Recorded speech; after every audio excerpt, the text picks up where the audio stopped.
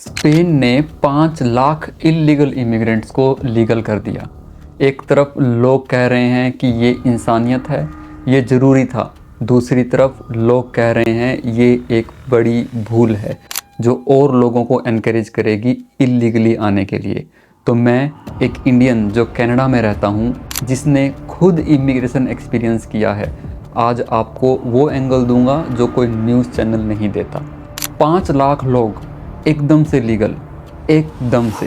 Spain की government ने 14 अप्रैल 2026 को एक ऐसा फैसला किया जिसने पूरी दुनिया में डिबेट खड़ी कर दी। My country has offered a path to regulate 500,000 undocumented migrants. क्या ये सही था, क्या गलत था, और सबसे इम्पोर्टेंट, इंडिया और कनाडा के लिए इसका क्या मतलब है, आज ये सब देखेंगे हम इस वीडियो में। मैं एक इंडियन हूँ जो कनाडा में रहता हूँ। मैंने इमिग्रेशन के दर्द को खुद एक्सपीरियंस किया है। Forms, queues, rejections, waiting. तो जब स्पेन ने कह दिया 5 लाख इल्लीगल इमिग्रेंट अब लीगल हैं, मेरा पहला रिएक्शन था, यार ये कैसे हो गया। आज हम ये समझेंगे और ऑनेस्टली मैं आपको अपना पर्सनल व्यू भी बताऊंगा। CSA टॉक्स पे आपका स्वागत है। राम राम जी।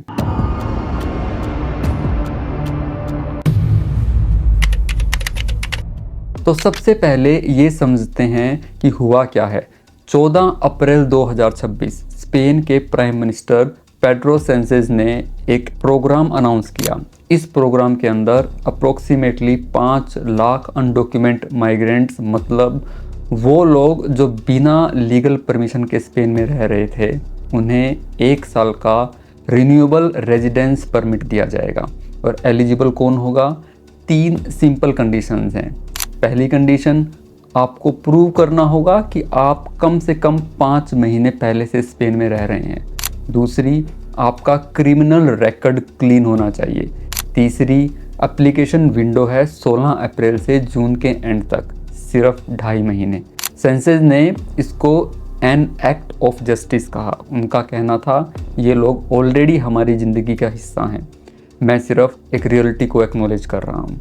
अब एक इंटरेस्टिंग चीज़, रिसर्च इंस्टीट्यूट फंकस का एस्टीमेट है कि स्पेन में एक्चुअली 8,40,000 अनडॉक्यूमेंट माइग्रेंट हैं, जिसमें मेजॉरिटी लैटिन अमेरिका से है। तो पोटेंशियली 5 लाख से भी ज़्यादा लोग स्कीम का फ़ायदा उठा सकते हैं। और ये स्पेन के लिए नया नहीं है, ये उनका 7th रेगुलाइजेशन है 40 सालों में। लास्ट बार 2005 में हुआ था, जब सोशलिस्ट गवर्नमेंट ने 5,70,000 लोगों को रेजिडेंसी दी थी। तो हिस्ट्री रिपीट हो रही है, पर स्केल और डिबेट दोनों बड़े हैं इस बार। अब यहाँ पे 2 बिल्कुल अलग कैंप्स हैं, दोनों के अलग आर्गूमेंट्स हैं, स्ट्रॉन्ग आर्गूमेंट्स हैं, और दोनों को ऑनेस्टली सुनना चाहिए, राइट। तो एक एक करके दोनों पक्षों को सुनते हैं। पहला कैंप कह रहा है ये बिल्कुल सही है। आर्गूमेंट सिंपल है, ये लोग ऑलरेडी वहाँ हैं, ऑलरेडी काम कर रहे हैं, टैक्सेस कंट्रीब्यूट कर रहे हैं, उनके बच्चे वहाँ स्कूल में जा रहे हैं, उनकी पूरी ज़िंदगी स्पेन में बनी हुई है, और स्पेन की ज़रूरत भी है। पॉपुलेशन एजिंग हो रहा है, मतलब ज़्यादा बूढ़े और नौजवान कम। हॉस्पिटल्स को वर्कर्स चाहिए, कंस्ट्रक्शन को भी वर्कर्स चाहिए, एग्रीकल्चर को भी चाहिए। सेंसेज ने एक और बात कही जो मुझे पर्सनली टच करती है। उन्होंने कहा कि स्पेन खुद एक ऐसा देश रहा है जहां से लोग काम के लिए बाहर गए थे। हम इंडियंस भी इस बात को बहुत अच्छे से समझते हैं, राइट। हम भी दुनिया के कोने कोने में गए हैं, गल्फ़ में गए, UK में गए, ऑस्ट्रेलिया में गए, कनाडा में भी गए, अपनी मेहनत बेचने के लिए। तो एम्पैथी तो होनी चाहिए।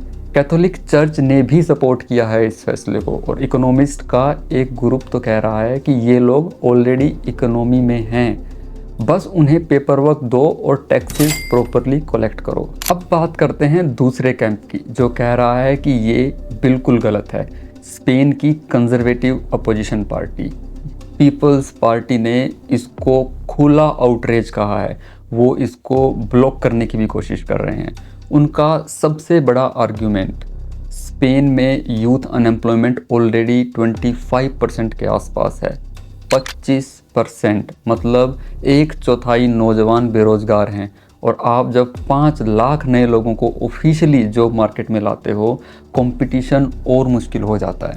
दूसरा आर्गुमेंट ये है, और ये मुझे जेन्युइनली सोचने पर मजबूर करता है, अगर आप एक बार इल्लीगल रहने के रिवार्ड दोगे तो क्या ये अगले 5 लाख लोगों के लिए इनविटेशन नहीं बन जाएगा? ये एक वैलिड कंसर्न है, राइट? जर्मनी का एग्जाम्पल भी कई लोग दे रहे हैं। जर्मनी ने पहले ओपन इमिग्रेशन पॉलिसी रखी थी और लोगों का मानना है कि उससे सोशल सिस्टम पे बहुत ज़्यादा प्रेशर बढ़ा। स्पेन वही गलती रिपीट तो नहीं कर रहा है? अब एक स्टेप बैक लेते हैं और देखते हैं कि ये सिर्फ स्पेन की बात नहीं है, ये एक ग्लोबल पैटर्न का हिस्सा है। इस वक्त पूरे यूरोप में इमिग्रेशन टाइटन हो रहा है।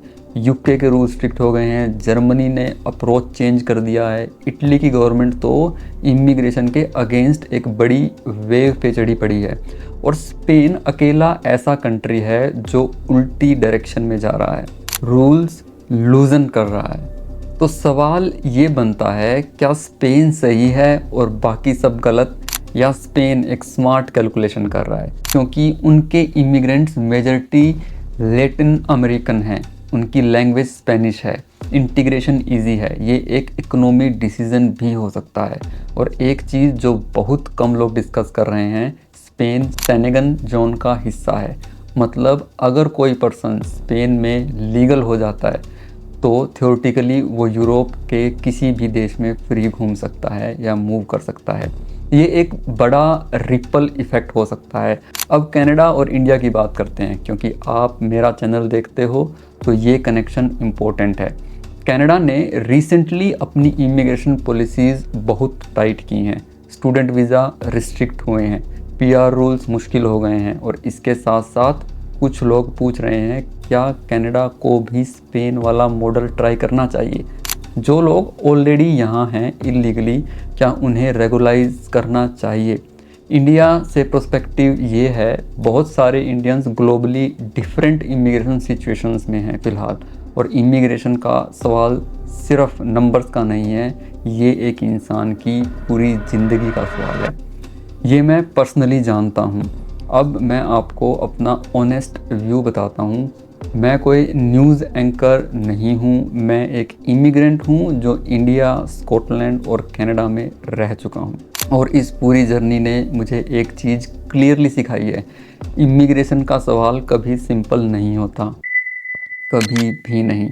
एक तरफ मेरा दिल कहता है ये 5 लाख लोग इंसान हैं, उन्होंने स्पेन में अपनी ज़िंदगी बनाई, उनके बच्चे वहाँ के स्कूल्स में पढ़ रहे हैं, उनका काम वहाँ है, बिजनेस वहाँ है, इन्हें क्रिमिनल क्यों मानो जब इन्होंने कोई क्राइम किया ही नहीं, सिर्फ एक सिस्टम को नेविगेट करने के अलावा। दूसरी तरफ मेरा दिमाग कहता है कि एक देश तब तक फंक्शन करता है जब रूल्स फॉलो होते हैं। अगर आप एक बार रूल्स तोड़ने पे रिवार्ड देते हो तो अगली लाइन में और लोग आ जाएंगे, ये सोच के कि वो लीगल हो गए तो हम भी लीगल हो जाएंगे। मेरा पर्सनल व्यू ये है कि स्पेन का ये फैसला शॉर्ट टर्म में तो समझ में आता है, आप सिर्फ रियलिटी को एक्नॉलेज कर रहे हो जो ऑलरेडी एग्जिस्ट करती है, लेकिन लॉन्ग टर्म में ये एक मैसेज भी भेज रहा है, और वो मैसेज का असर आने वाले सालों में देखने को मिलेगा। अब मैं आपको एक सवाल देता हूँ और कमेंट बॉक्स में आपकी ऑनेस्ट राय चाहिए मुझे। क्या आप सोचते हो स्पेन ने सही किया, और क्या कनाडा को भी ऐसा करना चाहिए? वो लोग जो ऑलरेडी यहाँ हैं उनको रेगुलाइज करना चाहिए या नहीं? दोस्तों, ये था आज का CSA टॉक्स का एक और वीडियो। इमिग्रेशन एक ऐसा टॉपिक है जिस पे हमें आगे भी बहुत बात करनी चाहिए, क्योंकि ये सिर्फ पॉलिसी नहीं, ये लोगों की ज़िंदगी है।